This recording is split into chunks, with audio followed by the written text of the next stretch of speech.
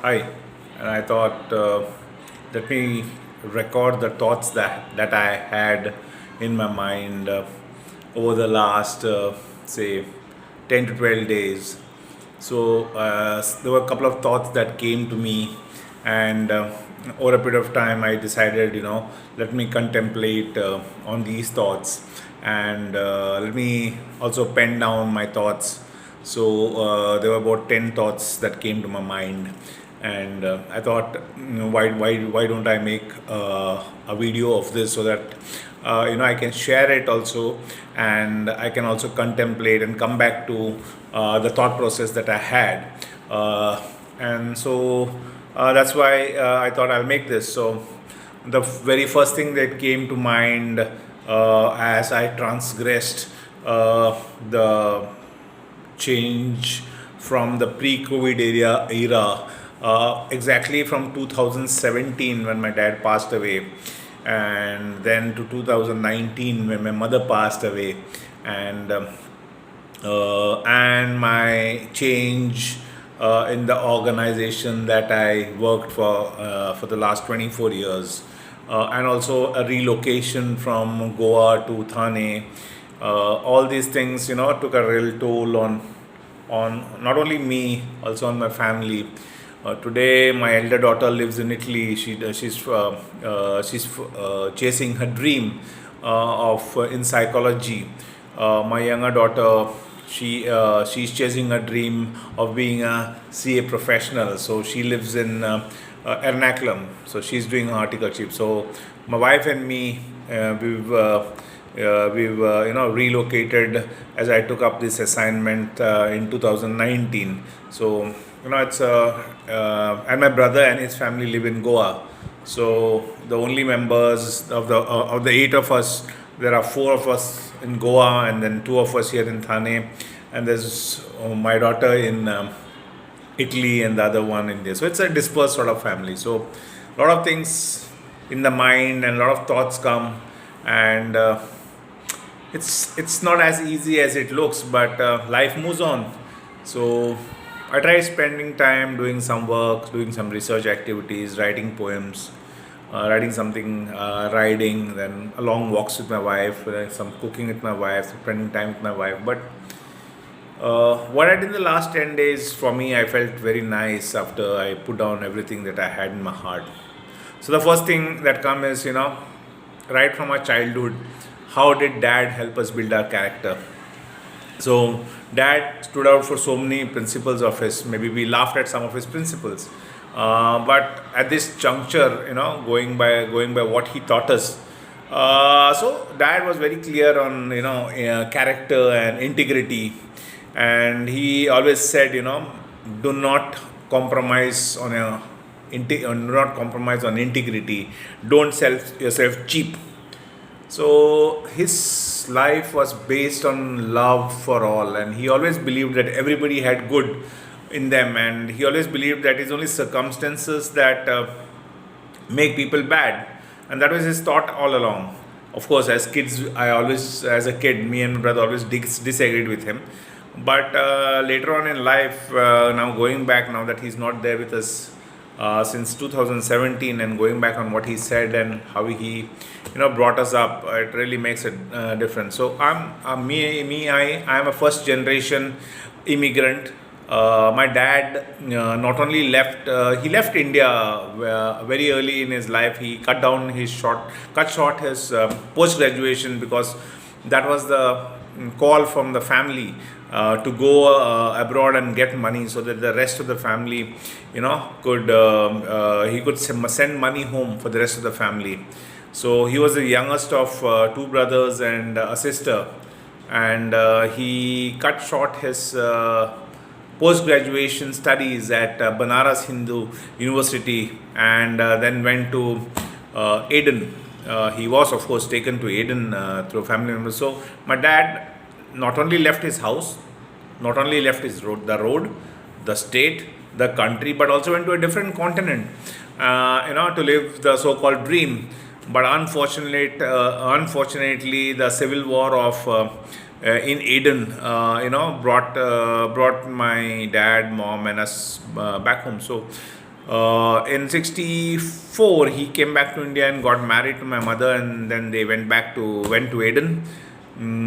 I was born in 65, and then the civil war happened, and then we came back. So if you look at me, typically, right from our childhood, it was mom and dad. Mom always felt that we were deprived of so many things that we could give me and my brother. That the moment from Aden to India, really played on her mind, and even of course my dad's mind. And yeah, that was what it is. Many of our relatives went off to England, and some of them came back and later on settled. Some of the friends went off to Africa, but dad decided to take the Chennai Madras flight and come back. So dad, character was very very important. So that's how he made us. That's how he made us, and I think at least most of what he taught us, we try to grasp that and absorb that in our life. So that's about moral development and personal integrity. Dad was very very particular on certain thing of being kind, being honest, being hardworking, and being respectful. Those are four beautiful qualities in him. Of course, we are a long way from him, but he was a very kind person. He was very kind to his, to his colleagues, to his friends, to his people, and a lot of people took advantage of him. He was dead honest. I mean, honesty to the core. He was very hardworking in whatever he was given, and was very respectful of people. We knew those people used to talk behind his back. He knew that he used to talk, but he used to never snipe at them. He used to be always respectful and humble. So those are some qualities that really I contemplated, and then see if we take dad as a reference, how far of us are we from those qualities. So it's a long way that we did. So that was something that came to mind, and that I thought I should I should contemplate on this. Second was what I thought about was the practice of self acceptance. Self acceptance is a cure for being perfectionism and unhappiness. So self love makes you self confident, but it's very difficult to accept what has happened in life, the bad things that have happened in life, and we keep contemplating as to why these things have happened. And we think that what will others think about us, and then so then what came to me is I need to stop worrying and think what others think about. And then no one expects us to be perfect. So accept yourself and love yourself. So it's so easy for me to put this down on a piece of paper and contemplate on that, but practicing is really tough. Being yourself and forgiving yourself for all the good things, bad things, or the ugly things that have happened in life, and moving on in life. So many things that happen. It's very easy for us to say that please forgive and move forward. But the tough thing is really practicing that. So that's one thing that I really want to work on. And I think I'm a far away from that. About forgiving myself. It's very easy to forgive others, and I think I forgive others. If I snipe at somebody or I push somebody to do certain thing, it's for that moment, and it's okay for me to say that. But I keep forgiving people the very next moment. But when it comes to myself, if there's something that I know I can do, but I don't do it, it's very difficult to forgive myself on that. But so that's something which I need to work on and start practicing.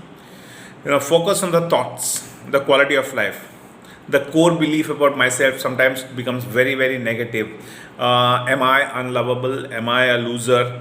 Why am I not able to make this happen? Am I accurate? Am I rational? Am I honest? So sometimes these thoughts keep coming to the mind, and it's at these times that I need to improve myself. And because these thoughts are sometimes they lower the esteem, but of course eventually I get myself around this. But coming into the mind and lingering on and going away. So these are some things that I thought I should focus and work on them. Fourth thing is make a plan, put it on paper, and stop thinking. So turn your desire into stone, and quench your appetite. Keep your mind in control by itself. So there's so many things that come. So whatever I desire to do, I need to make that stone. So how do I do that? Keep writing about it. So keep writing. Suppose I want to excel in something, keep writing, keep writing, keep writing. So write at least 108 times every day, so that I keep make that the very essence of my life. So that there are certain things on the professional side as well as on the personal side that are driving me. So now I started this habit of keep writing about them, so that they keep lingering on. I don't forget it. So keep the plan, make the plan, keep your hands on the ball, and then so that's something that I've started doing it. Uh, Another thing which I've been practicing for the last 4 years is keep your word. Once I give my word, I try to keep my word. So that's something that I really tried and excelled on. But and if I know that this is something, I will go and say sorry, go and accept that if it's not happening, okay, so go and tell the other guy this is not happening by this date. Don't keep the other guy waiting, or don't keep the management waiting, or don't keep your friends waiting, or your family waiting. So accept it and keep, or else then strive hard to keep your word. That's something. Then take ownership for my actions. So that's something that if I do something wrong, so there's no harm in saying that yes, that's wrong. So that's something that I have worked on since 2016, and that's something that I have improved a lot in my life. And of course, there's more scope for that. But because I remember very clearly somewhere around 2016, 2017, the slow esteem that came into my life for a period of 2 or 3 months was only because of the fact that I was not ready to accept responsibility for my actions. So that's something I tried working on, and then I said, let me live my dreams, let me be brave, let me make my vision and purpose, and also I'll not dwell on the past, and I'll take an ownership for all the actions that come to my mind. So that was something that I worked on, and that's something that uh, that really improved and made me improve the quality of life. So those were the certain things that I discovered, that if I can take risks in my life, and those risks are worth taking, then the quality of my life increases. So relocating from Goa to Bombay, I never wanted to move out of Goa. I was very comfortable in Goa, but circumstances that came, that when my previous organization took me for granted, and started all that they did for some cheap under the belt tricks of saying something and then getting me relocated and then going back on the promise, really. And then with and then my mother not feeling, falling sick, and then coming, and then for going into coma and going away. So these things all came rushing, so those made me very strong.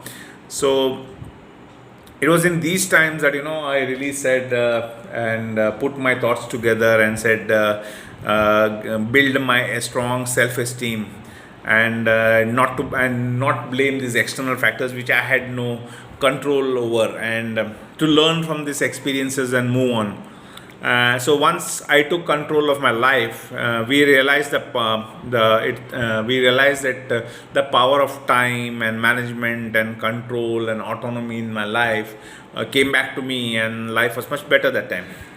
So another thing is, unless asked about, never speak about yourself unless somebody comes and asks you. So that was one thing that I worked on. So people sometimes come and ask me. That's the only time that I talk about myself, as to what drives you or what pushes you. Otherwise, as of now, talking about myself, boasting, or doing all those extracurricular activities to put you one grade up, that's something that we don't uh, that I don't indulge in. Then I came recently about around a concept called memento mori.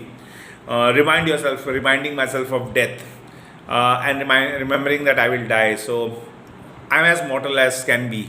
So I need to be humble, I need to be understanding, I need to set my goals, set people's goals. Sometimes people don't understand what their goals are or what their lives are. So they are like rough diamonds, rough coal, and then compress that and make them diamonds. So memento mori is something which is right on top of the mind, that this is the life that I've got, and I need to do something. I need to create value in this life, for my friends, for my colleagues, my family, the organization that I work. So that's something that I've already started working on. And the next concern is just ignore the naysayers. Every time there is somebody who says no and your gut says yes, just ignore that.